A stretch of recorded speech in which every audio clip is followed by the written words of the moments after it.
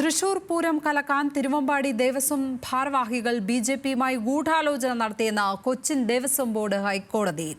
ഗതാഗത നിയന്ത്രണമുള്ളിടത്തേക്ക് സുരേഷ് ഗോപി ആംബുലൻസിൽ എത്തിയത് രാഷ്ട്രീയ ലക്ഷ്യങ്ങളോടെയാണെന്നും Devaswom board secretary P Bindu സമർപ്പിച്ച റിപ്പോർട്ടിൽ പറയുന്നു. ലോക്സഭാ തെരഞ്ഞെടുപ്പിൽ സ്വാധീനമുണ്ടാക്കാനുള്ള ചില രാഷ്ട്രീയ കക്ഷികളുടെ ശ്രമങ്ങളെ സഹായിക്കുന്ന പ്രവൃത്തി തിരുവമ്പാടി ദേവസ്വം പ്രതിനിധികളുടെ ഭാഗത്തു നിന്നുണ്ടായി. ബി.ജെ.പി നേതാവ് ബി ഗോപാലകൃഷ്ണൻ, ജില്ലാ പ്രസിഡന്റ് അനീഷ് കുമാർ, വത്സൻ തില്ലങ്കേരി എന്നിവരുടെ സാന്നിധ്യവും സംശയം ബലപ്പെടുത്തുന്നതാണ്. താൻ ഇടപെട്ട് പ്രതിസന്ധി പരിഹരിച്ചെന്ന രീതിയിലുള്ള വസ്തുതാപരമല്ലാത്ത വാർത്തകൾ ബി.ജെ.പി സ്ഥാനാർത്ഥിയായിരുന്ന സുരേഷ് ഗോപി മാധ്യമങ്ങളിലൂടെ പ്രചരിപ്പിച്ചു.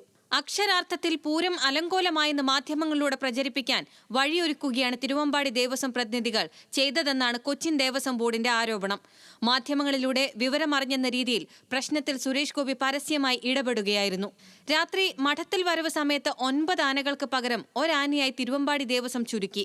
അലങ്കാര പന്തലുകളിലെ വിളക്കുകൾ അണച്ചു. ഇത് പൂരത്തിന്റെ ശോഭ നഷ്ടപ്പെടുത്തി. പൂരം നിർത്തിവെക്കുകയാണെന്ന് തിരുവമ്പാടി പ്രചരിപ്പിച്ചു. പാസുള്ളവരെ മുഴുവൻ പൂരപ്പറമ്പിൽ വെടിക്കെട്ട് സമയത്ത് കയറ്റണമെന്ന് വാശി പിടിക്കുകയും നിസ്സഹകരിക്കുകയും ചെയ്തതോടെ വെടിക്കെട്ട് നീണ്ടു. തിരുവമ്പാടി ദേവസ്വം നടത്തിയ ആശ്വാസകരമല്ലാത്ത സമ്മർദ്ദ തന്ത്രമാണ് ഇതിലൂടെ വ്യക്തമാകുന്നതെന്നും റിപ്പോർട്ടിൽ പറയുന്നു. Legal desk, news Malayalam.